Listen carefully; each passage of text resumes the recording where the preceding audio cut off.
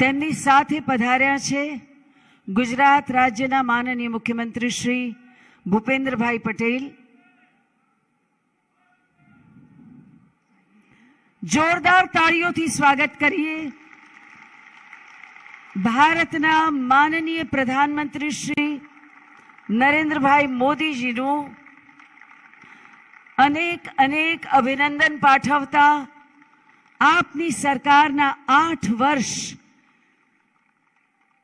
પૂર્ણ થયા માટે આપને અનેક અનેક અભિનંદન વંદન. ગુજરાત હરખ અનુભવે છે. માનનીય પ્રધાનમંત્રી શ્રી ભલે પધાર્યા, ઘરે પધાર્યા.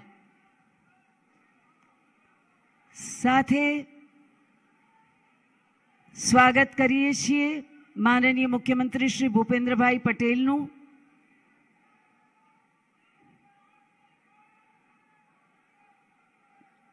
સહકારી ક્રાંતિને આવકારતા સરકારી ખેસ ફરકાવી માનનીય પ્રધાનમંત્રીશ્રીનું અભિવાદન થયું છે. માનનીય મંત્રી શ્રી ગૃહ અને સહકાર શ્રી અમિતભાઈ શાહનું સ્વાગત કરીએ છીએ.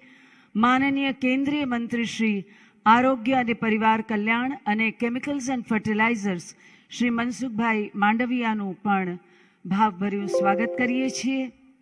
સાથે મંચ પર બિરાજમાન માનનીય સંસદ સભ્ય શ્રી સી.આર. પાટીલનું પણ સ્વાગત કરીએ છીએ.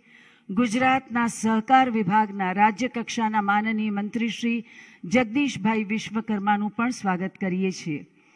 મંચ પર ઉપસ્થિત સૌ મહાનુભાવોનું સ્વાગત કરતા ગૌરવ અનુભવીએ છીએ અને હૃદયપૂર્વક સ્વાગત કરીએ છીએ સભાગૃહમાં બિરાજમાન માનનીય સંસદ સભ્યશ્રીઓ, માનનીય મંત્રીશ્રીઓ, ધારાસભ્યશ્રીઓ, વર્ચ્યુઅલી કલોલ ખાતે જોડાયેલા ઇફકોના માનનીય ચેરમેન શ્રી દિલીપભાઈ સાંઘાણી તથા 3.5 લાખથી પણ વધુ મંડળીઓ કાર્યક્રમનું જીવંત પ્રસારણ નિહાળી રહેલા 6 કરોડથી વધુ ખેડૂત મિત્રોનું પણ વિશેષ સ્વાગત કરીએ છીએ. સાથે સ્વાગત કરીએ છીએ સરકારશ્રીના વરિષ્ઠ અધિકારીશ્રીઓનું, ગુજરાતના વરિષ્ઠ નેતાશ્રીઓનું અને આજે જેઓનો અવસર છે તેવા સહકારી ક્ષેત્રની સંસ્થાઓ, મંડળીઓ, જિલ્લા કક્ષાની મધ્યવર્તી બેન્કો, જિલ્લા દૂધ ઉત્પાદક સહકારી સંઘ, તાલુકા ખરીદ વેચાણ સંઘ, 224 એપીએમસી, ગ્રામ્ય કક્ષાની દૂધ ઉત્પાદક સહકારી મંડળીઓ અને સેવા સહકારી મંડળીઓ, અધિકારીશ્રીઓ, અધ્યક્ષ, ઉપાધ્યક્ષ અને હોદ્દેદારોનું, પ્રિન્ટ અને ઇલેક્ટ્રોનિક મીડિયાના પ્રતિનિધિશ્રીઓનું પણ આજના આ અવસરે ભાવભર્યું સ્વાગત કરીએ છીએ.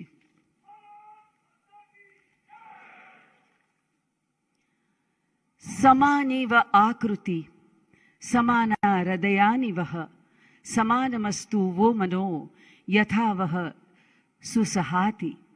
हमारे इरादे समान हों, हमारी आकांक्षाएं भी समान हेतु हमें संगठित करें. संगच्छध्वम संवदध्वम संगवो मनांसी जानताम. सभी समान विचार समान लक्ष्य को लेकर चलें, सभी के मन एक रूप बने. नमस्कार.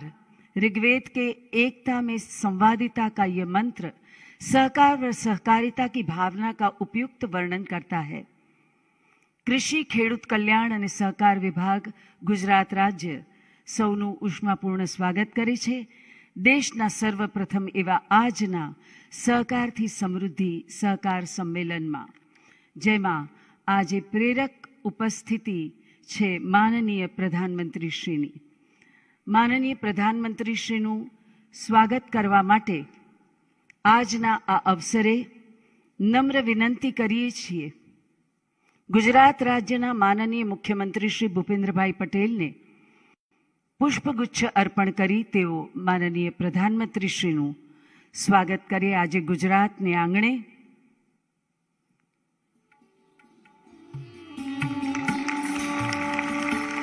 શાલ અર્પણ કરીને માનનીય પ્રધાનમંત્રીશ્રીનું સ્વાગત કરશે માનનીય સંસદ સભ્ય શ્રી સી.આર. પાટીલ.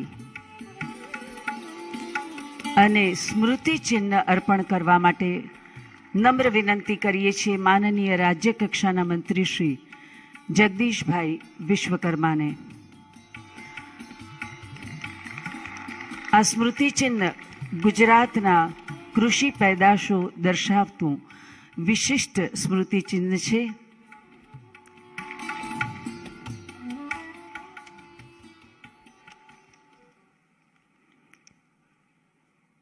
માનનીય મંત્રી શ્રી સહકાર ગુજરાત શ્રી જગદીશભાઈ વિશ્વકર્માએ પદભાર સંભાળતાની સાથે જ ગુજરાતની સહકાર મંડળીઓ અને પ્રવૃત્તિઓ વિશેનો ચિતાર પ્રાપ્ત કરી નાવીન્યસભર મંડળીઓ સ્થાપવાની દિશામાં નક્કર આયોજન આરંભ્યું છે. આમંત્રિત કરીએ છીએ આપને માનનીય મંત્રીશ્રી આપના સ્વાગત સંબોધન માટે.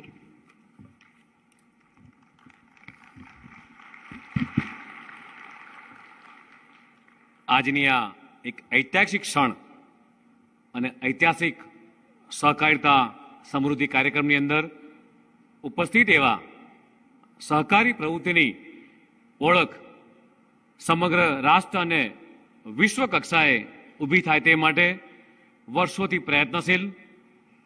સહકારિતા માત્ર એક વ્યવસ્થા નહીં, કાયદાકીય જોગવાઈ નહીં, પરંતુ એક સંસ્કાર છે એવું દ્રઢપણે માનનાર દેશના પ્રાકૃતિક ખેતીના રોલ મોડેલ એવા સમગ્ર રાષ્ટ્રમાં સહકારની પ્રવૃત્તિને વેગવંતી કરવા દેશને સહકાર મંત્રાલયની ભેટ આપનાર અને આ પ્રકારના દેશના પ્રથમ કહી શકાય એવા સહકારી સંમેલનમાં જેમની એક વૈશ્વિક લીડર તરીકેની ઓળખ ઊભી થઈ છે તેવા ભારતના યશસ્વી વડાપ્રધાન શ્રી નરેન્દ્ર મોદીજીનું આભાર હૃદયપૂર્વક સ્વાગત કરું છું.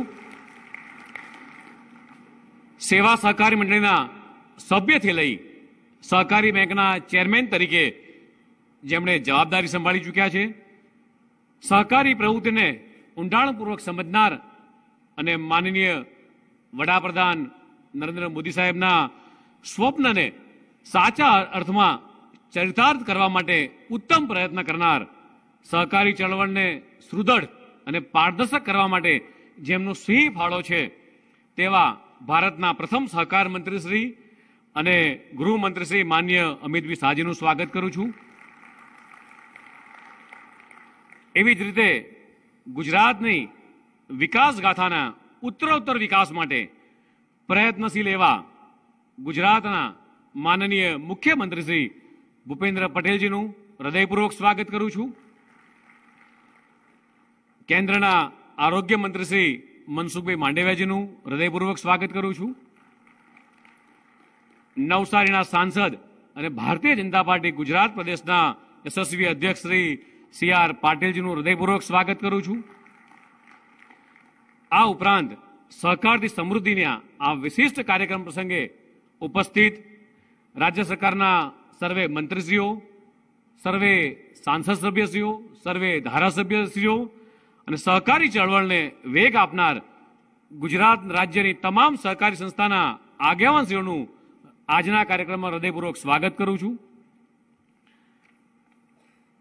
એવું કહેવાય કે આઝાદીના 75 વર્ષ પૂર્ણ થતા સમગ્ર દેશમાં આઝાદીના અમૃત મહોત્સવની ગર્વભેર જ્યારે ઉજવણી કરી રહ્યા છે ત્યારે મને આ પ્રસંગે આપણા માનનીય વડાપ્રધાન શ્રી જે નરેન્દ્ર મોદીજીએ પ્રાકૃતિક ખેતીને એક મિશન તરીકે અપનાવવા માટે આહવાન કર્યું છે ત્યારે મને જણાવતા આનંદ થાય છે કે સહકારથી સમૃદ્ધિની ભાવનાને વધુ મજબૂત કરવા માટે અને સહકારી ક્ષેત્રમાં નવી તકો ઊભી કરવા માટે તાજેતરમાં જ ફેબ્રુઆરી માસમાં સહકાર ખાતાની ચિંતન શિબિરનું આયોજન કરવામાં આવ્યું હતું અને જેમાં ગુજરાતના પ્રાકૃતિક ખેતી કરનાર ખેડૂતોને સહકારી પ્રવૃત્તિ સાથે જોડવો, સાથોસાથ યુવાનો અને મહિલાઓને પણ સહકારી પ્રવૃત્તિ સાથે જોડવા માટે વિચાર કરવામાં આવ્યા હતા અને જ્યારે આજે તેઓ માટેની સહકારી મંડળીની રચના માટે પ્રાકૃતિક ખેત પેદાશો અને માર્કેટિંગ માટે એક આગવી વ્યવસ્થા ઊભી કરવાની દિશામાં ગુજરાત સહકાર વિભાગ પણ પ્રગતિશીલ છે. અંતમાં કહું તો દર ત્રીજો ગુજરાતી જ્યારે સહકારી પ્રવૃત્તિ સાથે જોડાયેલો છે ત્યારે આવો સૌ સાથે મળીને સહકારથી સમૃદ્ધિની આ ચળવળને વેગવંતી બનાવીએ। ગુજરાતમાં સહકારી પ્રવૃત્તિને પ્રેરણા અને પ્રોત્સાહન અને માર્ગદર્શન આપવા માટે વિશેષ ઉપસ્થિતિ આપણી વચ્ચે છે જેમની છે માનનીય વડાપ્રધાનશ્રી, માનનીય કેન્દ્રીય અને સહકાર ગૃહમંત્રીશ્રી, માનનીય મુખ્યમંત્રીશ્રી અને અન્ય મહાનુભાવો અને સાથે સહકારી આગેવાનોનું પુનઃ સ્વાગત કરી વિરમું છું। જય જય ગરવી ગુજરાત, ભારત माता की जय। आभार माननीय मंत्री श्री। माननीय प्रधानमंत्री श्री के $5 ट्रिलियन इकोनॉमी के लक्ष्य को सिद्ध करने में सहकार क्षेत्र के महत्वपूर्ण योगदान हेतु जो संकल्पबद्ध हैं, ऐसे माननीय केंद्रीय मंत्री गृह और सहकारिता श्री अमित भाई शाह को आमंत्रित करते हैं आपके मार्गदर्शक वक्तव्य के लिए।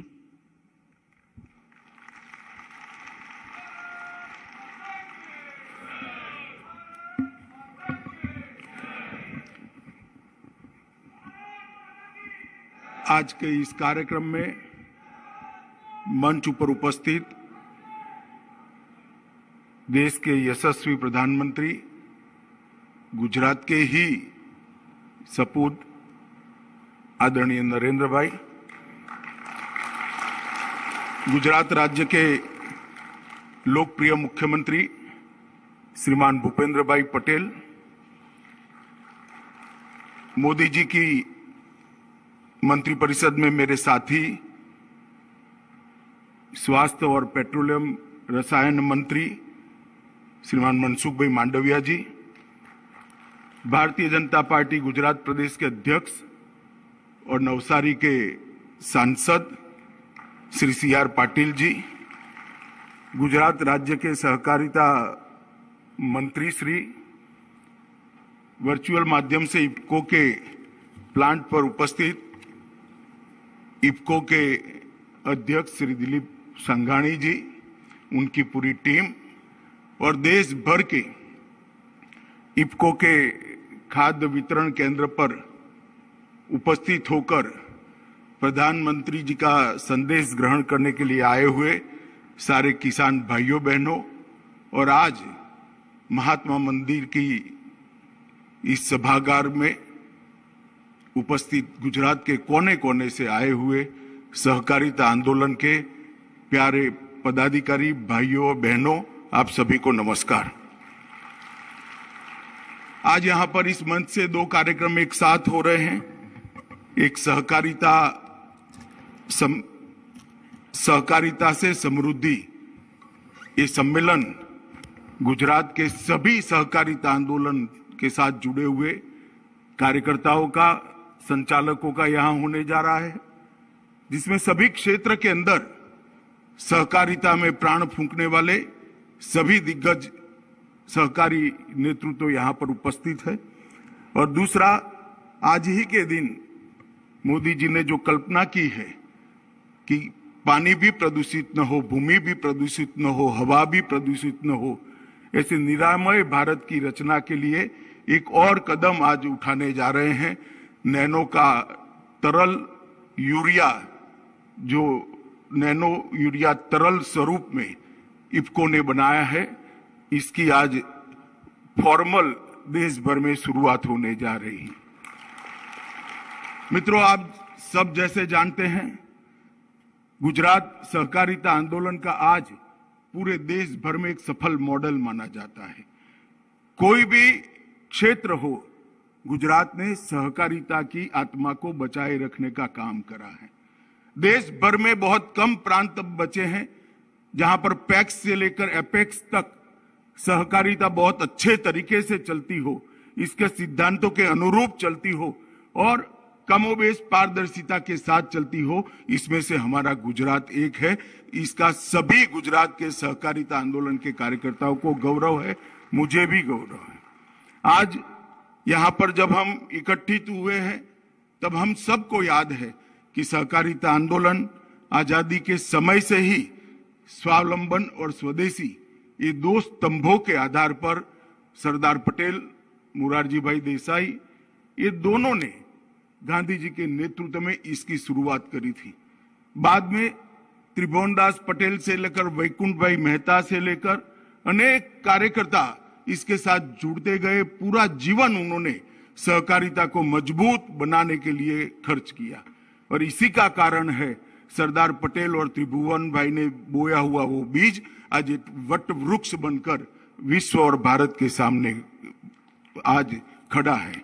मित्रों, आज मैं सबसे पहले सभी सहकारिता आंदोलन से जुड़े हुए भाइयों बहनों को और देश भर के करोड़ों किसानों को एक बात कहना चाहता हूं। मैं बहुत कम आयु से सहकारिता आंदोलन से जुड़ा। जब से जुड़ा तब से सहकारिता क्षेत्र के सभी लोगों की एक मांग थी कि केंद्र सरकार में सहकारिता के लिए एक अलग मंत्रालय बनाया जाए, मगर इस पर किसी ने ध्यान नहीं दिया। जब नरेंद्र भाई प्रधानमंत्री बने, नरेंद्र भाई ने करीब करीब 1 साल पहले एक क्रांतिकारी कदम लिया कि सहकारिता मंत्रालय की रचना भारत सरकार में। और ये एक कदम कहने को तो एक मंत्रालय की रचना का है, मगर देश के करोड़ों करोड़ों किसान और अनेक क्षेत्र में काम करते हुए सहकारिता आंदोलन के सभी कार्यकर्ता जानते हैं कि ये कदम आने वाले 100 साल तक सहकारिता आंदोलन को नया जीवन देने वाला है, उसमें प्राण फूंकने वाला है। और मित्रों, मंत्रालय बनने के साथ ही कई ऐसे सारे निर्णय मोदी जी के नेतृत्व में इस बजट में लिए गए। सबसे पहले सालों से चीनी की मिलों वाले, गन्ना मिलों वालों का एक बहुत बड़ी समस्या थी, जो कोऑपरेटिव गन्ना मिलें थी, कि जब जो ज्यादा मुनाफा होता है और किसानों को वो ट्रांसफर करते हैं तो उस पर इनकम टैक्स लगता था। इस बजट के अंदर मोदी जी ने वो व्यवस्था समाप्त कर किसानों को 8,000 करोड़ से ज्यादा का फायदा किया। सहकारिता आंदोलन की सारी हमारी इकाइयों पर सरचार्ज 12% लगता था, जबकि कंपनियों पर 7% लगता था। मोदी जी ने वो एनोमली को भी दूर किया और सरचार्ज को 12% से घटाकर 7% करने का काम किया। इसी प्रकार से मैट का जो बदलाव था वो भी करने का काम किया। इसमें भी एनोमली थी, कंपनियों पर मैट 50% कर दिया गया था कई सालों से, मगर कोऑपरेटिव पर मैट घटाया नहीं गया था, वो 18.5% लगता था। इसी बजट के अंदर कोऑपरेटिव पर मैट घटाने का भी काम किया। 18.5% से इसको 15% कर हमें कंपनियों के समकक्ष लाने का काम किया। क्रेडिट गारंटी फंड ट्रस्ट के तहत सहकारी बैंकों को मान्यता नहीं थी। भारत सरकार की सारी योजनाएं सहकारी बैंकों के माध्यम से लाभार्थी तक नहीं पहुंचती थी। 3/2/22 के दिन एक सर्कुलर निकालकर भारत सरकार ने तय कर दिया कि क्रेडिट गारंटी फंड की जितनी भी योजना है अब कोऑपरेटिव बैंक के माध्यम से भी नीचे पहुंच गई। कैबिनेट सचिव की अध्यक्षता में भारत सरकार के सभी सचिवों का एक मीटिंग हुआ और भारत सरकार के सभी मंत्रालय में सहकारिता को कहां प्राथमिकता मिल सकती है, इसके लिए एक पूरे दिन की बैठक कर इसको परिणाम लक्षी बनाने का प्रयास किया गया। और कई फैसले अभी पाइपलाइन में हैं। इसी बजट में घोषणा की गई है कि पैक्स 65,000 से ज्यादा पैक्स जो आज कार्यरत हैं वो सभी को उसका कंप्यूटराइजेशन करने का काम भारत सरकार और नाबार्ड साथ में मिलकर करने वाले। एक क्रांतिकारी कदम हमारी त्रिस्तरीय कृषि एग्रीकल्चर फाइनेंस क्रेडिट सिस्टम के लिए होने वाला है। पैक्स का भी एक ही प्रकार का सॉफ्टवेयर होगा अकाउंट का, डिस्ट्रिक्ट कोऑपरेटिव बैंक का भी एक प्रकार का होगा, स्टेट कोऑपरेटिव बैंक का भी एक प्रकार से होगा और नाबार्ड का भी एक प्रकार का सॉफ्टवेयर होगा। नाबार्ड के कंप्यूटर के अंदर हर पैक्स का दैनंदिन जो व्यापार होता है, जो रिकवरी होती है, वो सब नाबार्ड तक पहुंचेगी। इससे पारदर्शिता इतनी आएगी कि पैक्स बंद करने का हमारा समय ही नहीं आएगा। नई सहकार नीति बनाने के लिए भी भारत सरकार ने सुझाव मांगना शुरू किए हैं। कई सारी सहकारी संस्थाओं के साथ हमने मीटिंग करी है, वेबसाइट पर भी सुझाव मांगे हैं। एक सहकारिता का डेटा बैंक आज तक देश में नहीं था। पैक्स हो, मछली पालन की सहकारी समितियां हो, दुग्ध उत्पादन सहकारी समितियां हो, घास चारा इकट्ठा करने वाली महिलाओं की सहकारी समितियां हो या फिर किसी भी प्रकार की सहकारिता समिति हो, उसका एक बड़ा डेटा बैंक भी भारत सरकार अभी बनाने जा रही है। और पैक्स को बहुउद्देशीय बनाने के लिए भी भारत सरकार काम कर रही है। ऑर्गेनिक कृषि उत्पादों के मार्केटिंग के लिए आज कोई व्यवस्था नहीं है। अमूल के तत्वाधान में भारत सरकार ने इनिशिएटिव लिया है। अमूल कुछ ही समय के अंदर एक पहली इसकी लेबोरेटरी गांधीनगर के हमारे अमूल फेड की डेयरी के अंदर बनाएगी और धीरे धीरे इसका विस्तार करते करते हर जिले में इसकी लेबोरेटरी बनने से सर्टिफाइड ऑर्गेनिक कृषि उत्पाद लोगों के पास पहुंचेंगे तो किसान को इसका फायदा मिलने की बहुत बड़ी संभावना है। एक बड़ा नेटवर्क भी बनने जा रहा है और कोऑपरेटिव बेस पर ये नेटवर्क बनेगा। इसी प्रकार से multi state cooperative society act के अंदर भी हम ढेर सारे सुधार करने जा रहे हैं। मित्रों, ये जो नई शुरुआत हुई सहकारिता मंत्रालय श्रीमान नरेंद्र मोदी जी के बनाने के बाद, मुझे लगता है इसके बाद जो बदलाव आने वाले हैं, हमारी रिक्रूटमेंट के अंदर भी पारदर्शिता आएगी, हमारी परचेज के अंदर भी पारदर्शिता आएगी, हमारी ऑडिट की सिस्टम को भी बदलने के लिए हम सभी राज्यों से चर्चा कर रहे हैं। ये सारी चीजें जब हो जाएगी, सहकारी आंदोलन की विश्वसनीयता देश की जनता में बढ़ेगी और एक नए प्राण लेकर सहकारिता आंदोलन फिर से एक बार मोदी जी के $5 ट्रिलियन के स्वप्न को साकार करने के लिए, इसके अंदर कंट्रीब्यूशन करने के लिए सज्ज होकर खड़ा होगा। आज नैनो यूरिया लिक्विड फॉर्म में इसका भी आज यहाँ पर मोदी जी के हाथ से लोकार्पण होने वाला है। बहुत सारे फायदे हैं, प्रधानमंत्री जी स्वयं बताने वाले हैं। इससे हमारी भूमि भी बचेगी, पानी भी बचेगा, हवा भी प्रदूषित नहीं होगी, किसानों का स्वास्थ्य भी सुरक्षित रहेगा और एक बैग की जगह 500 ml की छोटी सी बोतल अपने कुर्ते के पॉकेट में डालकर किसान घर पे जा पाएगा। कोई ट्रांसपोर्टेशन की जरूरत नहीं पड़ेगी और बहुत सारा श्रम भी इससे बचने वाला है। और यूरिया जब हम डालते हैं तब 25% यूरिया ही उत्पाद बढ़ाने के काम में आता है, 75% यूरिया हवा में पिघल जाता है। जब नैनो यूरिया का यूटिलाइजेशन करेंगे 99% यूरिया हमारे उत्पाद बढ़ाने के काम में आएगा और 100% उपज बढ़ाने का एक बहुत नया तरीका इफ्को के साइंटिस्टों ने ढूंढा है। मैं आज इस अवसर पर इफ्को को और उनकी इस प्रकल्प के अंदर जो साइंटिस्ट लगे हैं उनको, और इसमें बहुत सारा इनिशिएटिव मोदी जी के मार्गदर्शन में हमारे मंत्री मनसुख भाई ने लिया है, उनको भी बहुत बहुत साधुवाद और धन्यवाद देता हूं। आप सबको मैं इतना ही आश्वस्त करना चाहता हूं, मोदी जी के नेतृत्व में भारत सरकार और भूपेंद्र भाई के नेतृत्व में गुजरात सरकार सहकारिता आंदोलन को मजबूत करने के लिए कोई कसर नहीं छोड़ेगी। इतनी बात कर मेरी वाणी को विराम देता हूं। वंदे मातरम। धन्यवाद माननीय मंत्री महोदय आपका, आपके मार्गदर्शक वक्तव्य के लिए। नवी ज माटी नवा ज मूળ નવી મહેક છે આજે, સહકારથી સમૃદ્ધિનો મંત્ર ગુજરાત શ્વસે છે આજે। ગુજરાત રાજ્યના માનનીય મુખ્યમંત્રી શ્રી ભૂપેન્દ્રભાઈ પટેલ પ્રત્યેક ક્ષેત્રમાં સર્વસમાવિષ્ટ વિકાસ સાધવા કર્તવ્યબદ્ધ છે। આપને માનનીય મુખ્યમંત્રી શ્રી આમંત્રિત કરીએ છીએ આપના વક્તવ્ય માટે।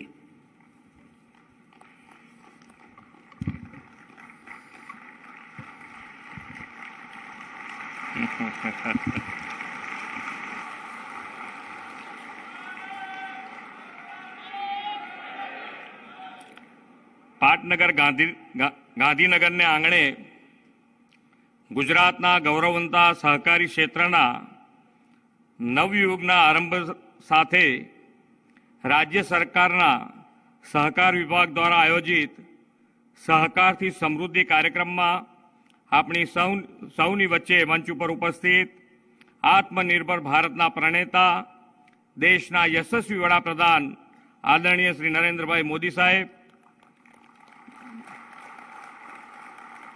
ગાંધીનગર લોકસભાના પ્રજાવત્સલ્ય સાંસદ તથા કેન્દ્રીય ગૃહ અને સહકારિતા મંત્રી માન્ય શ્રી અમિતભાઈ શાહ સાહેબ, કેન્દ્રીય મંત્રી શ્રી મનસુખભાઈ માંડવિયા, નવસારીના લોકપ્રિય સાંસદ ભારતીય જનતા પાર્ટીના પ્રદેશ અધ્યક્ષ આદરણીય શ્રી સી.આર. પાટીલજી, ઉદ્યોગ તથા સહકારિતા મંત્રી શ્રી જગદીશભાઈ વિશ્વકર્મા, ઉપસ્થિત સૌ મારા મંત્રીમંડળના સૌ સભ્યશ્રીઓ, ધારાસભ્યશ્રીઓ, સાંસદશ્રીઓ, રાજ્યના વિવિધ જિલ્લામાંથી પધારેલા સહકાર ક્ષેત્રના સૌ અગ્રણીઓ, પ્રતિનિધિશ્રીઓ, પ્રેસ મીડિયાના મિત્રો,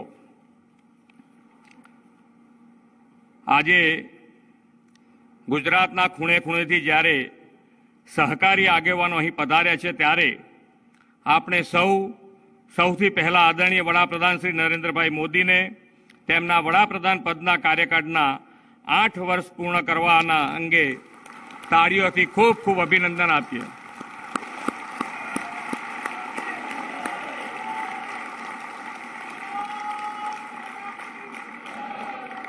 આ 8 વર્ષમાં દેશના તમામ ક્ષેત્રોની કાર્યપ્રણાલીમાં પરિવર્તન આવ્યું છે.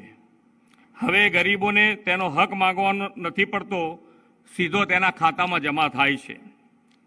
આ 8 વર્ષમાં લોકોને અનુભૂતિ થઈ કે દેશના ઇતિહાસમાં પહેલીવાર દેશ ચલાવવા નહીં પરંતુ દેશમાં બદલાવ લાવવાવાળી સરકાર લોકોને મળી છે. આદરણીય વડાપ્રધાનશ્રીના 8 વર્ષના કાર્યકાળમાં અનેક ઐતિહાસિક નિર્ણયો થયા, જેમાંનો એક છે આઝાદી પછી દેશમાં વર્ષો પછી નવા સહકારિતા મંત્રાલયની શરૂઆત. આ નવા મંત્રાલયની જવાબદારી સહકાર ક્ષેત્રનો બહોળો અનુભવ, જ્ઞાન અને વહીવટી કુશળતા ધરાવતા આપણા સૌના શ્રી અમિતભાઈ શાહને સોંપવામાં આવી. નવા સહકારિતા મંત્રાલયની શરૂઆત થતાં પ્રધાનમંત્રીશ્રીના દિશાનિર્દેશનમાં શ્રી અમિતભાઈના નેતૃત્વમાં સહકાર ક્ષેત્રમાં અનેકવિધ નીતિ વિષયક નિર્ણયો લેવાઈ રહ્યા છે, જેના પરિણામે પોટેન્શિયલવાળા સહકારી એકમોની પ્રગતિને વેગ મળી રહ્યો છે. તેનું ઉત્તમ ઉદાહરણ છે સહકારી બેંકને આરબીઆઈના દાયરામાં લાવવામાં આવી, જેથી સહકારી બેંકના ગવર્નન્સમાં સુધાર આવી રહ્યો છે અને ડિપોઝિટર્સને વિશ્વાસ પણ વધી રહ્યો છે. તાજેતરના કેન્દ્રીય બજેટમાં વડાપ્રધાનશ્રીએ દેશની કોઓપરેટિવ સોસાયટીઓ માટે વૈકલ્પિક લઘુત્તમ કર ઘટાડીને 15% કરી આપ્યો છે. આ વર્ષના બજેટની જોગવાઈ મુજબ 1 થી 10 કરોડ સુધીની આવક ધરાવતી કોઓપરેટિવ સોસાયટીઓ પરનો સરચાર્જ 12%થી ઘટાડીને 7% કરી દેવામાં આવ્યો છે. દેશની પ્રાઇવેટ કંપનીઓ અને કોઓપરેટિવ સોસાયટીઓ બંને માટે સમાન કર લાગુ કરી લેવલ પ્લેઇંગ ફિલ્ડ તૈયાર કરી આપવા માટે આદરણીય વડાપ્રધાન શ્રી અને સહકારિતા મંત્રી શ્રી અમિતભાઈના આપણે સૌ આભારી છીએ. ગુજરાતની વાત કરીએ તો ગુજરાત આઝાદી પહેલા અસહકારમાં અગ્રીમ હતું, તે જ ગુજરાત આઝાદી પછી સહકાર ક્ષેત્રમાં અગ્રણી બન્યું છે. રાજ્યના સહકાર ક્ષેત્રમાં 83,000થી વધુ મંડળીઓ કાર્યરત છે. તેમાં અંદાજે 2,31,00,000 સભાસદો જોડાયેલા છે. આપણું સહકારિતા ક્ષેત્ર કેટલું વિશાળ છે તે આંકડા ઉપરથી ફલીભૂત થાય છે. કદાચ એટલે જ એવું કહી શકાય કે દર ત્રીજો ગુજરાતી સહકાર ક્ષેત્ર સાથે જોડાયેલો છે. ગુજરાત સહકારી પ્રવૃત્તિનું તીર્થ સ્થાન ગણાય છે. મિત્રો, સહકાર ક્ષેત્ર અને સંસ્થાઓ સીધી જ જન સાથે જોડાયેલી છે. એમાં પણ ખાસ કરીને ગ્રામ્ય અર્થતંત્ર સાથે જોડાયેલી છે. ગ્રામ્ય અર્થતંત્રમાં ખેડૂતો, પશુપાલકો અને મહિલા ઉદ્યમીનો ફાળો મહત્વનો રહેલો છે. મહિલા સશક્તિકરણનું સૌથી મોટું ઉદાહરણ ગુજરાતની સહકારિતા ક્ષેત્ર છે. આજે વડાપ્રધાન શ્રી ઇફકોના નેનો યુરિયાનું પણ લોન્ચિંગ કરવાના છે. ગુજરાતમાં આપણે ઇફકો સાથે સંયોજન કરીને ડ્રોન ટેકનોલોજીના ઉપયોગથી ખેડૂતોના ખેતરમાં નેનો યુરિયા છંટકાવ કરવાની પહેલ કરવાના છે. આના પરિણામે ખેડૂતોને મજૂરીનો ખર્ચ ઘટશે, એક સરખું યુરિયા પાકને મળશે. એટલું જ નહીં, આયાતી યુરિયા પાછળ જે વિદેશી હુંડિયામણ ખર્ચ થતો હતો તે પણ બચી જશે. વડાપ્રધાન શ્રી નરેન્દ્રભાઈ મોદીએ આત્મનિર્ભર ભારત માટે જે કોલ આપેલો છે તેને આ નેનો યુરિયાના ડ્રોન ટેકનોલોજીથી છંટકાવ દ્વારા ગુજરાત સરકાર સાકાર કરવા અગ્રેસર રહેશે. સેવા મંડળી, ક્રેડિટ મંડળી, મહિલા મંડળી, મચ્છી મંડળીને કારણે દલિત, ગરીબ, પછાત, ઉપેક્ષિત ખેડૂતો અને શ્રમિકો આર્થિક રીતે પગભર અને સમૃદ્ધ થયા છે. સહકારી પ્રવૃત્તિ દ્વારા ગુજરાતે માઇક્રો અને મેક્રો બંને સ્તરે પોતાની કડી કંડારી છે. સહકાર એ લોકશાહીનો આધાર છે અને ગ્રામ્ય અર્થતંત્રનો ધબકાર છે.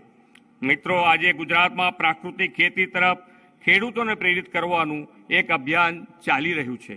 આદરણીય વડાપ્રધાનશ્રીના સૂચન પ્રમાણે ગામમાં ઓછામાં ઓછા 75 પ્રાકૃતિક ખેતી કરતા ખેડૂતો તૈયાર કરવાની દિશામાં આપણે કામ આરંભ્યું છે. આ અભિયાનને સાર્થક કરવા માટે સહકાર મંત્રી શ્રી અમિતભાઈ શાહે પ્રાકૃતિક ખેતીથી થતી ખેતી પેદાશોના વેચાણમાં સહકાર ક્ષેત્રનો સહયોગ લઈને લોકલ પ્રોડક્ટને ગ્લોબલ માર્કેટ આપવાનો રાહ આપણને બતાવ્યો છે. પ્રાકૃતિક ખેતી ક્ષેત્રને પણ સહકાર ક્ષેત્રના આ યોગદાનથી મોડેલ સ્ટેટ બનશે તેવું હું માનું છું. આદરણીય વડાપ્રધાન શ્રી નરેન્દ્રભાઈ મોદીના માર્ગદર્શન હેઠળ દેશમાં આત્મનિર્ભરતાની મુહિમ ચાલી રહી છે. આપણે સહકારના બળે આત્મનિર્ભર ગુજરાત દ્વારા આત્મનિર્ભર ભારત સાકાર કરવું છે. વડાપ્રધાનશ્રીની પ્રેરણાથી દેશ જ્યારે આઝાદીનો અમૃત મહોત્સવ ઉજવી રહ્યો છે ત્યારે મને વિશ્વાસ છે કે સહકારિતાનું અમૃત દેશના આર્થિક વિકાસને વેગ આપશે. એવા વિશ્વાસ સાથે વિરમું છું. ભારત માતા કી જય. વંદે માતરમ.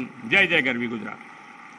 આભાર માનનીય મુખ્યમંત્રી શ્રી આપનો, આપના જોમવંતા સંબોધન માટે.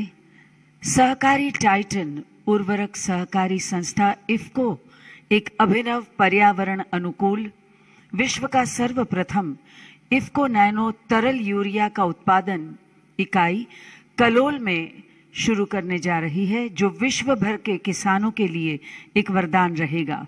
नैनो तरल यूरिया का ये साहस माननीय प्रधानमंत्री जी के आत्मनिर्भर भारत की कल्पना को साकार करने की दिशा में एक ठोस कदम है. आमंत्रित करते हैं माननीय प्रधानमंत्री जी को कि आप रिमोट का बटन दबाकर इफ्को नैनो तरल यूरिया कलोल इकाई का विधिवत डिजिटल लॉन्चिंग करें.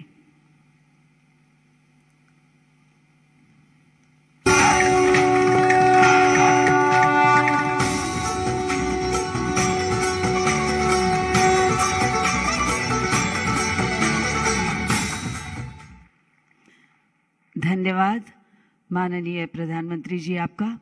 और आइए अब देखते हैं माननीय प्रधानमंत्री जी के विकास लक्ष्य मंत्र सहकार से समृद्धि का निरूपण करती एक फिल्म.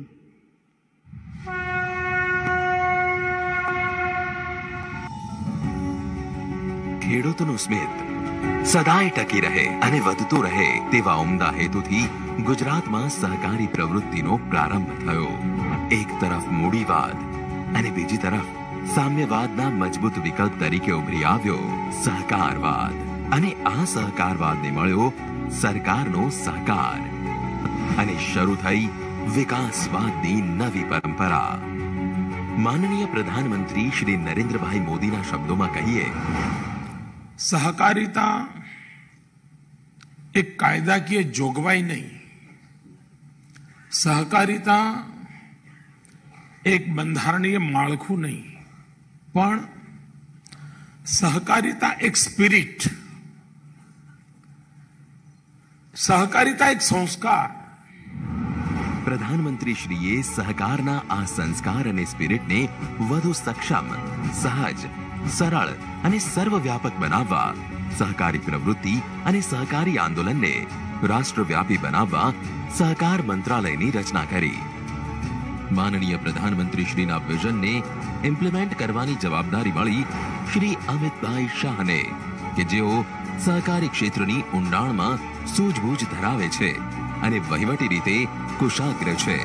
ભારતની એકતાના પર્યાય એવા સરદાર વલ્લભભાઈ પટેલની દીર્ઘદ્રષ્ટિના કારણે વિદેશી ડેરી સામેના અસહકાર આંદોલન થકી ગુજરાતમાં દૂધ ક્ષેત્રે સહકારી પ્રવૃત્તિ શરૂ થઈ અને જેમાં નિમિત્ત બન્યા ત્રિભુવનદાસ પટેલ જેવા તપસ્વી સહકારી આગેવાનો, 24 દૂધ સંઘો, 36 લાખ સભાસદો, દરરોજનું 2 થી 2.5 કરોડ લીટર જેટલા દૂધની પ્રાપ્તિ અને દૈનિક ₹125 કરોડની પશુપાલકોને ચૂકવણી થકી થયો ગુજરાતની ગ્રામીણ આર્થિક સમૃદ્ધિમાં વધારો. પરિવારની બમણી આવકની સંકલ્પના ચરિતાર્થ થઈ. ઘરની આર્થિક પ્રવૃત્તિમાં પુરુષ અને મહિલા બંનેની સહભાગીદારીતા થઈ મહિલા સશક્તિકરણ અને સર્વાંગીણ સમૃદ્ધિના ફળ આ સહકારી અર્થતંત્રના કારણે પ્રાપ્ત થયા. પરિણામ સ્વરૂપ ઊભી થઈ વિકાસની પરંપરા કે જે દિયોદરથી વારાણસી અને વારાણસીથી વિદેશ સુધી પહોંચી રહી છે. ગુજરાતના સહકારી માળખા થકી ગુજરાતના ખેડૂતોને 0% વ્યાજે ટૂંકી મુદતનું ખેત ધિરાણ પ્રાપ્ત થઈ રહ્યું છે, જેનો લાભ ગુજરાતના 25 લાખથી વધુ ખેડૂતોને મળી રહ્યો છે. For the farmer, by the farmer અને ઓફ ધ ફાર્મર તરીકે કાર્ય કરતી રાજ્યની 224 બજાર સમિતિઓમાં ખેડૂત પ્રતિનિધિઓની સંખ્યા 8ના બદલે 10 કરીને ખેડૂતના અવાજને આવકાર આપવામાં આવ્યો છે. માનનીય પ્રધાનમંત્રી શ્રીનું સ્વપ્ન હતું કે તલાલાની કેરી તિરુવનંતપુરમમાં વેચાય અને આસામનું ખેત ઉત્પન્ન અમદાવાદમાં. આ દીર્ઘદ્રષ્ટિના પરિણામ સ્વરૂપ શરૂ થઈ ઈ નામ યોજના. આજે ગુજરાતની 122 બજાર સમિતિઓ ઈ નામ સાથે જોડાઈ છે. ગુજરાતની 13 ખાંડ સહકારી મંડળીઓમાં વાર્ષિક 102 લાખ મેટ્રિક ટન જેટલી શેરડીનું પિલાણ થાય છે. આ ખાંડ સહકારી મંડળીઓ સાથે ગુજરાતના 4,50,000 ખેડૂતો જોડાયેલા છે. કોરોનાના કપરા કાળમાં રાજ્ય સરકાર દ્વારા આત્મનિર્ભર ગુજરાત સહાય યોજના હેઠળ શ્રમિકો, નાના વેપારીઓ અને કારીગરોને કોઈ પણ જાતના તારણ વિના રૂપિયા 2,500 કરોડની લોન આપવામાં આવી. આજે માનનીય પ્રધાનમંત્રી શ્રી પ્રાકૃતિક ખેતીને એક આંદોલન સ્વરૂપે સમગ્ર દેશમાં પ્રસરાવી રહ્યા છે. સહકારી માળખાએ આ વિચારને આચારમાં લાવી એક ઉચ્ચારે આ વાત સ્વીકારી છે અને પરિણામે ગુજરાતમાં પ્રાકૃતિક ખેત ઉત્પાદક સહકારી મંડળીઓની રચનાની શરૂઆત થઈ છે. ગુજરાતની સહકારી પ્રવૃત્તિ હવે બિનપરંપરાગત ક્ષેત્રોમાં આગળ વધી રહી છે અને માનનીય પ્રધાનમંત્રી શ્રીએ ગ્લાસગો ખાતે યોજાયેલ COP 26માં કરેલ સંકલ્પને પરિપૂર્ણ કરવામાં પોતાની નાની પણ મહત્વની ભૂમિકા અદા કરી છે. ગુજરાતના માનનીય સહકાર મંત્રી શ્રી જગદીશભાઈ વિશ્વકર્માના માર્ગદર્શન હેઠળ યોજાયેલ સહકાર ખાતાની ચિંતન શિબિરમાં સહકારી ક્ષેત્રમાં નવા આયામો સર કરવા માટેનો રોડ મેપ તૈયાર કરવામાં આવ્યો.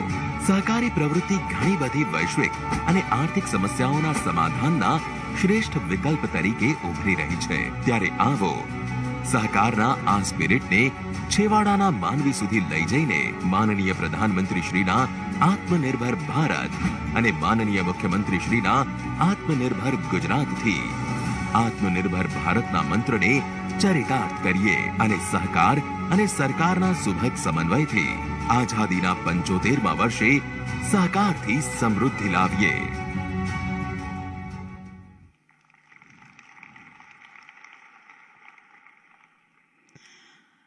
પ્રજા કાર્ય તું તત્કાર્ય, પ્રજા સૌખ્યમ તું તત્સુખમ, પ્રજા પ્રિયમ પ્રિયમ તસ્ય, સ્વહિતમ તું પ્રજાહિતમ પ્રજાર્થે તસ્ય, सर्वे स्वम आत्मार्थे न विधीयते.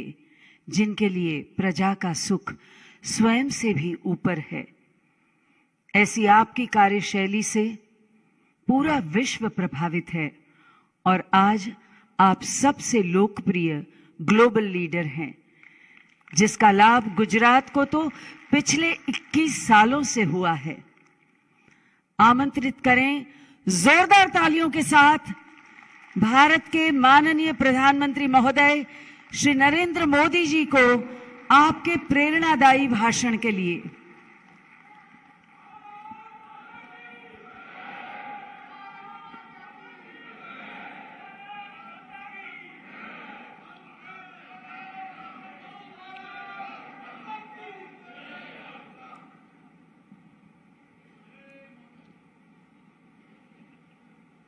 भारत माता की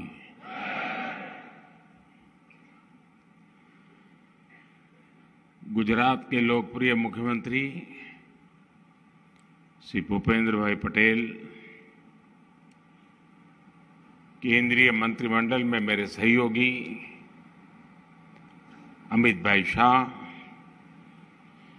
मनसुख भाई मांडविया, संसद में मेरे साथी CR पाटिल,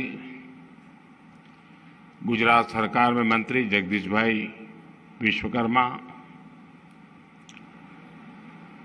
सांसदगण, विधायकगण, गुजरात सरकार के सभी मंत्रीगण, सहकारिता आंदोलन से जुड़े सभी वरिष्ठ महानुभाव, इफ्को प्रीमाइसिस में भी एक बड़ा कार्यक्रम इसके साथ पैरेलल चल रहा है। वहां उपस्थित इफ्को के चेयरमैन दिलीप भाई, इफ्को के सभी साथी, देश भर में लाखों स्थानों पर आज सारे किसान गुजरात के गांधीनगर के महात्मा मंदिर से जुड़े हुए हैं। मैं उन सभी किसानों को भी नमस्कार करता हूं। आज यहां हम सहकार से समृद्धि की चर्चा कर रहे हैं। सहकार गांव के स्वावलंबन का भी बहुत बड़ा माध्यम है और उसमें आत्मनिर्भर भारत की ऊर्जा है। आत्मनिर्भर भारत के निर्माण के लिए गांव का आत्मनिर्भर होना बहुत आवश्यक है और इसलिए पूज्य बापू और सरदार साहब ने जो रास्ता हमें दिखाया उसके अनुसार आज हम मॉडल कोऑपरेटिव विलेज उस दिशा में आगे बढ़ रहे हैं। गुजरात के ऐसे 6 गांव चिन्हित भी किए गए हैं जहां पूरी तरह से कोऑपरेटिव व्यवस्थाएं लागू की जाएगी। साथियों, आज आत्मनिर्भर कृषि के लिए देश के पहले नैनो यूरिया प्लांट का लोकार्पण करते हुए भी मैं सच्चे हृदय से बताता हूं कि मैं एक विशेष आनंद की अनुभूति करता हूं। जरा कल्पना कीजिए, आज जब किसान यूरिया लेने जाता है, उस दृश्य को जरा मन में लाइए और होने वाला क्या है उसका मैं वर्णन करता हूं, उसको जरा मन पर लाइए। अब यूरिया की एक बोरी, उसकी जितनी ताकत है, यानी यूरिया की बोरी की ताकत एक बोतल में समा गई है। यानी नैनो यूरिया की आधा लीटर बोतल किसान की एक बोरी यूरिया की जरूरत को पूरा करेगी। कितना खर्चा कम हो जाएगा ट्रांसपोर्टेशन का, बाकी सब चीजों का। और कल्पना कीजिए, छोटे किसानों के लिए ये कितना बड़ा संबल है। साथियों, ये जो आधुनिक प्लांट कलोल में लगा है, इसकी कैपेसिटी अभी 1.5 लाख बोतल के उत्पादन की है, लेकिन आने वाले समय में ऐसे 8 और प्लांट देश में लगने वाले हैं। इससे यूरिया पर विदेशी निर्भरता कम होगी, देश का पैसा भी बचेगा। मुझे उम्मीद है ये इनोवेशन सिर्फ नैनो यूरिया तक ही सीमित नहीं रहेगा। मुझे विश्वास है कि भविष्य में अन्य नैनो फर्टिलाइजर भी हमारे किसानों को मिल सकते हैं। हमारे वैज्ञानिक उस पर आज काम कर भी रहे हैं। साथियों, फर्टिलाइजर में इस नैनो टेक्नोलॉजी में आत्मनिर्भरता की तरफ जो कदम हमने रखा है वो कितना महत्वपूर्ण है, ये मैं चाहूंगा हर देशवासी ने समझना चाहिए। भारत में फर्टिलाइजर के मामले में दुनिया का दूसरा सबसे बड़ा कंज्यूमर है, लेकिन उत्पादन के मामले में हम तीसरे नंबर पे हैं। ऊपर से 7-8 साल पहले तक हमारे यहां ज्यादातर यूरिया खेत में जाने के बजाय काला बाजारी का शिकार हो जाता था और किसान अपनी जरूरत के लिए लाठियां खाने को मजबूर हो जाता था। हमारे यहां जो बड़ी यूरिया की फैक्ट्रियां थी वो भी नई टेक्नोलॉजी के अभाव में बंद हो गई थी और इसलिए 2014 में सरकार बनने के बाद हमने यूरिया की 100% नीम कोटिंग का बीड़ा उठाया, उसको किया। इससे देश के किसानों को पर्याप्त यूरिया मिलना सुनिश्चित हुआ। साथ ही हमने उत्तर प्रदेश, बिहार, झारखंड, उड़ीसा और तेलंगाना, वहां जो 5 बंद पड़े खाद के कारखाने थे, उन बंद पड़े हुए खाद के कारखानों को फिर चालू करने का काम शुरू किया और उसमें यूपी और तेलंगाना की फैक्ट्रियां चालू भी हो चुकी है, उत्पादन हो रहा है और बाकी 3 भी बहुत ही जल्द अपना काम करना शुरू कर देगी। साथियों, फर्टिलाइजर की अपनी जरूरतों को पूरा करने के लिए भारत दशकों से बहुत बड़ी मात्रा में विदेशों पर डिपेंडेंट है। हम इंपोर्ट करते हैं, आयात करते हैं। हम अपनी जरूरत का लगभग 1/4 इंपोर्ट करते हैं, लेकिन पोटाश और फॉस्फेट के मामले में तो हमें करीब 100% विदेशों से लाना पड़ता है। बीते 2 सालों में कोरोना लॉकडाउन के कारण इंटरनेशनल मार्केट में फर्टिलाइजर की कीमतें बहुत अधिक बढ़ गई। वो शायद कम था तो युद्ध आ धमका। युद्ध से परिस्थितियों ने फर्टिलाइजर के वैश्विक बाजार में उपलब्धता भी सीमित कर दी और कीमतों को भी कई गुना और बढ़ा दिया। साथियों, किसानों के प्रति संवेदनशील हमारी सरकार ने तय किया कि अंतर्राष्ट्रीय स्थितियां चिंताजनक है, दाम बढ़ रहे हैं, फर्टिलाइजर को प्राप्त करने के लिए दुनिया भर में दौड़ना पड़ रहा है,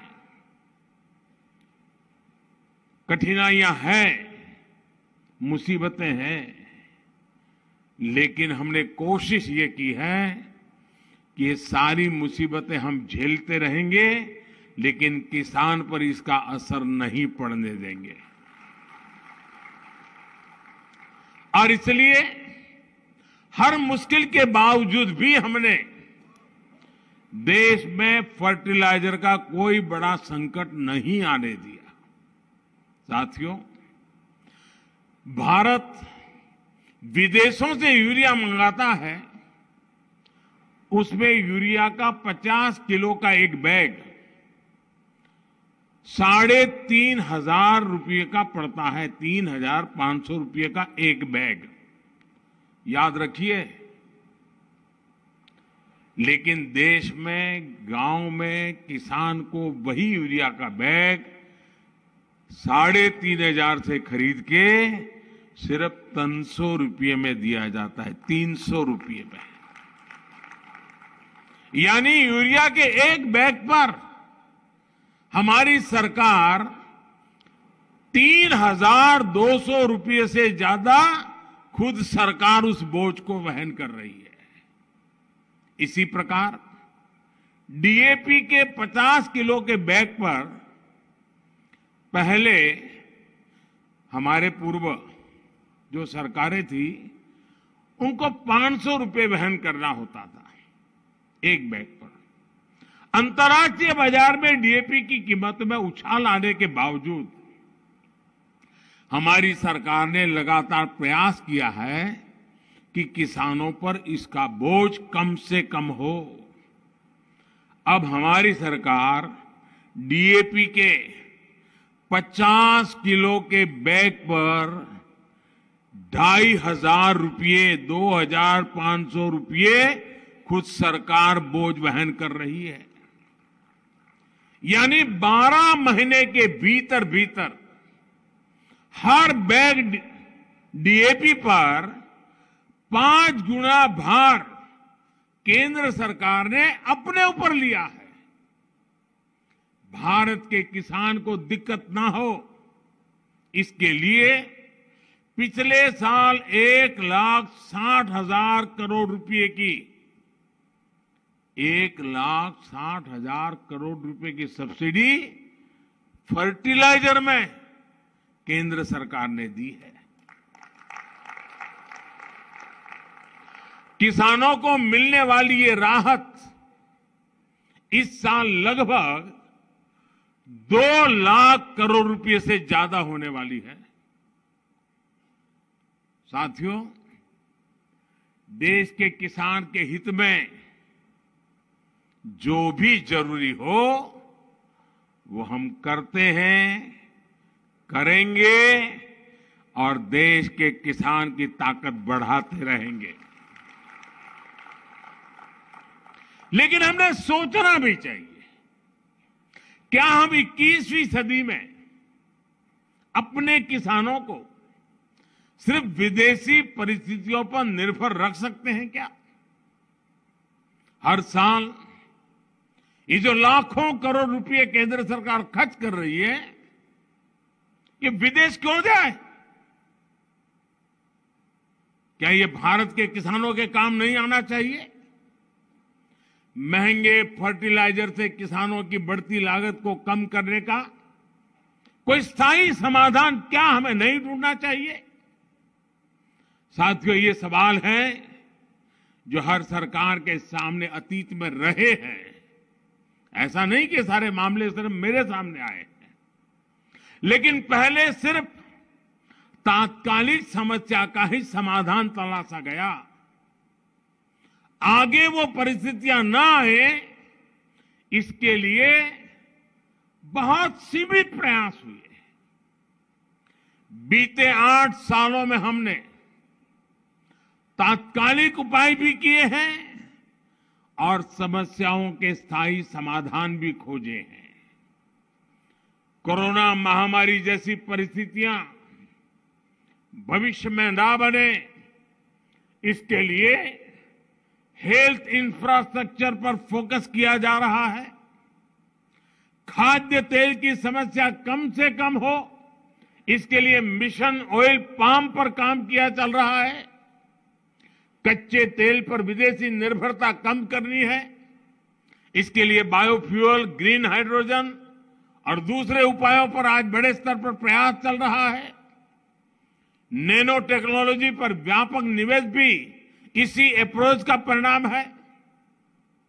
इसी प्रकार प्राकृतिक खेती की तरफ किसानों को प्रोत्साहन देने के लिए जो अभियान देश में चल रहा है वो भी परमानेंट सॉल्यूशन का हिस्सा है। और मैं गुजरात के किसानों को विशेष रूप से बधाई देता हूं। गुजरात का किसान प्रगतिशील है, छोटा किसान हो तो भी साहस करने का स्वभाव रखता है। और जिस प्रकार से गुजरात से मुझे खबरें आ रही हैं कि प्राकृतिक खेती की तरफ गुजरात का छोटा किसान भी अब मुड़ने लगा है। लाखों की तादाद में गुजरात में किसान प्राकृतिक खेती के मार्ग पर चल पड़े हैं। मैं इन सब किसानों को हृदय से अभिनंदन करता हूं और इस पहल के लिए मैं उनको प्रणाम करता हूं। साथियों, आत्मनिर्भरता में भारत की अनेक मुश्किलों का हल है और आत्मनिर्भरता का एक बेहतरीन मॉडल सहकार भी है। ये हमने गुजरात में बहुत सफलता के साथ अनुभव किया है और आप सभी साथी इस सफलता के सेनानी हैं। गुजरात के कोऑपरेटिव सेक्टर से जुड़े सभी महारथी बैठे हैं। मैं हर किसी का चेहरा बैठे बैठे देख रहा था। सब पुराने साथी जो आज सहकारी क्षेत्र में गुजरात की विकास यात्रा को आगे बढ़ा रहे हैं, ऐसे एक से बढ़कर एक दिग्गज मेरे सामने बैठे हैं। आनंद हो रहा है जिस तपस्या से आप इस काम को आगे बढ़ा रहे हैं और सहकारी स्पिरिट को लेकर के आगे बढ़ा रहे हैं। साथियों, गुजरात तो इसलिए भी सौभाग्यशाली रहा है क्योंकि पूज्य बापू और सरदार साहब का नेतृत्व यहां में मिला। पूज्य बापू ने सहकार के से स्वावलंबन का जो मार्ग दिखाया, उसको सरदार साहब ने जमीन पर उतारने का काम किया। और जब सहकारी की बात आती है, जैसे अमित भाई ने उल्लेख किया, वेंकुट भाई मेहता की याद आना बहुत स्वाभाविक है। और आज भी भारत सरकार एक बहुत बड़ी इंस्टीट्यूट उनके नाम पर चलाती है, लेकिन वो भी धीरे धीरे भुला दिया गया था। इस बार हमने बजट में 25 करोड़ रुपए का प्रावधान करके उसको और ताकतवर बनाने का काम शुरू किया है। इतना ही नहीं, हमारे यहां तो हाउसिंग के लिए सोसाइटी, कोऑपरेटिव सोसाइटी, इसका पहला प्रयोग हमारे यहां हुआ। ये जो हमारे पालड़ी में प्रीतम नगर है, वो प्रीतम नगर उसी का उदाहरण है। देश की पहली सहकारी आवास योजना का वो जीता जागता उदाहरण है। साथियों, सहकारी क्षेत्र में अमूल ने एक अपनी पहचान बना दी। अमूल जैसे ब्रांड ने पूरी दुनिया में गुजरात के कोऑपरेटिव मूवमेंट की एक ताकत का परिचय कराया है, एक पहचान बनाई है। गुजरात में डेयरी, चीनी और बैंकिंग सहकारी आंदोलन के सफलता का उदाहरण है। बीते सालों में तो फल, सब्जी सहित दूसरे क्षेत्रों में भी सहकार का दायरा बढ़ा है। भाई और बहनों, सहकारिता के सफल प्रयोगों में एक बहुत बड़ा मॉडल देश की ग्रामीण अर्थव्यवस्था को सशक्त करने के लिए हमारे सामने है। डेयरी सेक्टर के कोऑपरेटिव मॉडल का उदाहरण हमारे सामने है। आज भारत दुनिया का सबसे बड़ा दूध उत्पादक है, जिसमें गुजरात की बहुत बड़ी हिस्सेदारी है। बीते सालों में डेयरी सेक्टर तेजी से बढ़ भी रहा है और ग्रामीण अर्थव्यवस्था में ज्यादा कंट्रीब्यूट भी कर रहा है। आज भारत एक साल में लगभग 8 लाख करोड़ रुपए का दूध उत्पादन करता है। 8 लाख करोड़ रुपए का दूध, और प्रमुखतया ये कारोबार ज्यादातर हमारी माताएं बहनें संभालती हैं। उसकी दूसरी तरफ जरा देखिए, गेहूं और धान का बाजार अगर हम मिलाकर के देखें, दूध उत्पादन में हमारे देश ने कितनी बड़ी ताकत खड़ी की है। इसी तरह हम पशुपालन के पूरे सेक्टर को देखें तो ये 9.5 लाख करोड़ रुपए से अधिक का है। ये भारत के छोटे किसानों, भूमिहीन श्रमिकों के लिए बहुत बड़ा संबल है। साथियों, बीते दशकों में गुजरात में अगर गांवों में अधिक समृद्धि देखने को मिली है तो उसका एक बहुत बड़ा कारण डेयरी सेक्टर से जुड़े कोऑपरेटिव्स रहे हैं। और आपको हैरानी होगी, अगर हम कुछ भी कोई चीज याद कराते हैं तो किसी को लगता है कि हम किसी की आलोचना करते हैं। आलोचना नहीं करते हैं, लेकिन कभी कोई चीज को याद इसलिए करना होता है कि पहले क्या होता था। हमारे देश में, हमारे गुजरात में, कच्छ सौराष्ट्र में डेयरी करना, डेयरी का निर्माण करना, इस पर रोक लगाने के प्रावधान किए गए थे। यानी एक प्रकार से इलीगल एक्टिविटी में डाल दिया गया था। जब मैं यहां था तो हमने कहा भाई ये अमूल बढ़ रहा है तो कच्छ की डेयरी भी बढ़ सकती है, अमरेली की डेयरी भी बढ़ सकती है, हम रोक कर क्यों बैठे हैं। और आज गुजरात में चारों दिशा में डेयरी का क्षेत्र बहुत ताकत के साथ खड़ा हो गया।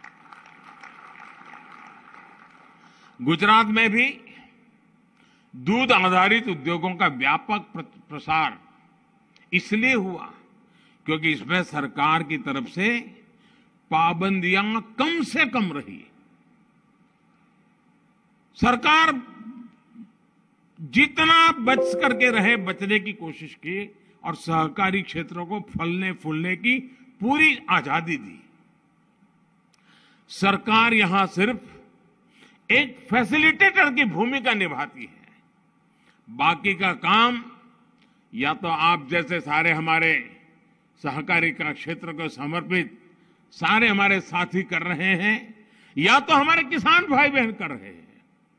दूध उत्पादक और दूध का व्यवसाय करने वाला प्राइवेट और कोऑपरेटिव सेक्टर दोनों एक दूसरे से जुड़े हैं और एक बेहतरीन सप्लाई और वैल्यू चेन उन्होंने खड़ी की है। साथियों, सबसे बड़ी बात, डेयरी सेक्टर में सबसे अधिक हमारे छोटे किसान हैं और जैसा मैंने पहले कहा, हमारी माताएं बहनें इस काम को संभालती हैं।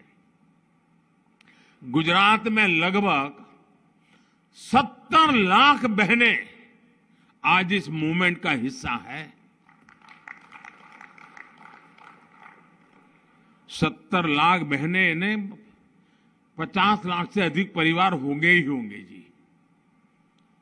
5,500 से अधिक मिल्क कोऑपरेटिव सोसाइटी आज गुजरात में हमारी माताएं बहनें चला रही है।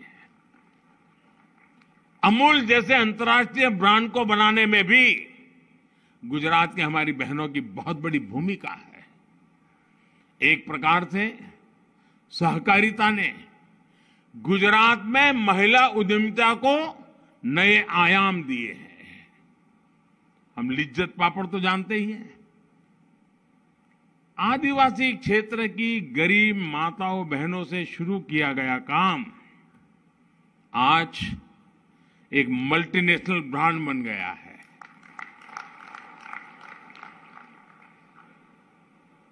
दुनिया भर में भारतीय पहुंचा होगा तो साथ में लिज्जत पापड़ भी पहुंचा होगा। और पहली बार मुझे गर्व इस बात का है कि इतने सालों से लिज्जत पापड़ का काम बढ़ा, इतना बढ़ा, लेकिन कभी किसी ने उसकी सूंघ नहीं ली। हमने पिछली बार पद्मश्री का अवार्ड उनको दिया जिन्होंने इस लिज्जत पापड़ को, अब तो उनकी आयु 90 से ऊपर हो गई है, मूल गुजराती है, मुंबई में रहते हैं, लेकिन वो माताजी आई और उन्होंने बहुत आशीर्वाद दिए। यानी हमारी सहकारिता का स्पिरिट और हमारी माताओं बहनों का एक कौशल्य, अगर अमूल ब्रांड बन जाता है तो लिज्जत भी तो एक बार ब्रांड बन गया है। हमारी बहनों बेटियों के मैनेजमेंट कौशल को अगर देखना है तो कोऑपरेटिव में हम स्पष्ट रूप से देख सकते हैं। साथियों, सबका साथ, सबका विकास, सबका विश्वास और सबका प्रयास, इस मंत्र पर हम चल रहे हैं। ये मंत्र अपने आप में सहकार की आत्मा ही है,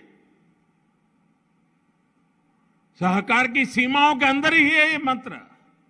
इसलिए सहकार की स्पिरिट को आजादी के अमृत काल की स्पिरिट से जोड़ने के लिए हम निरंतर आगे बढ़ रहे हैं। इसी उद्देश्य के साथ केंद्र में सहकारिता के लिए अलग मंत्रालय का गठन किया गया और कोशिश यही है कि देश में सहकारिता आधारित आर्थिक मॉडल को प्रोत्साहित किया जाए। इसके लिए एक के बाद एक नए कदम उठाए जा रहे हैं। हमारा प्रयास है कि सहकारी समितियां को, संस्थानों को हम मार्केट में कॉम्पिटिटिव बनाएं, उनको बाकी मार्केट प्लेयर के साथ लेवल प्लेइंग फील्ड उपलब्ध कराएं। बीते सालों में हमने कोऑपरेटिव सोसाइटी से जुड़े टैक्स में भी कटौती करके उन्हें राहत दी है। अमित भाई ने इसका वर्णन कम शब्दों में किया, लेकिन बहुत सारे कदम उठाए हमने। सरचार्ज की बात उन्होंने कही और पहले तो शिकायत रहती थी, इसमें भी सुधार करते हुए हमने सहकारी समितियों को किसान उत्पादक संघों के बराबर करके रख दिया। इससे सहकारी समितियों को ग्रो करने में बहुत मदद मिलेगी।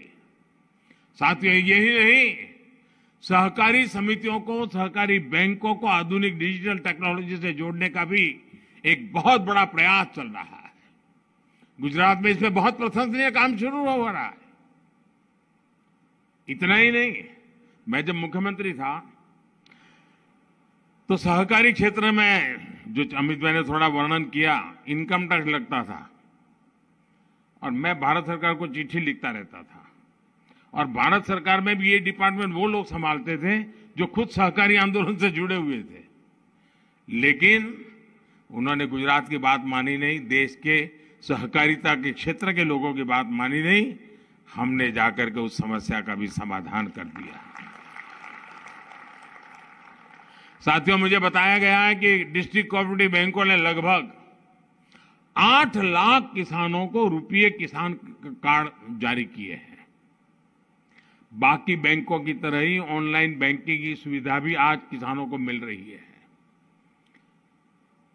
जब देश की सभी, जिसका अभी अमित भाई ने वर्णन किया, 63,000 primary agriculture credit society PSCS PACS कंप्यूटरीकृत हो जाएगी, कंप्यूटराइजेशन उनका हो जाएगा, तो हमारी कोऑपरेटिव की तस्वीर पूरी तरह बदल जाने वाली है। इससे हमारे किसानों को बहुत लाभ होगा, क्योंकि इन सोसाइटीज में अधिकांश सदस्य किसान ही हैं।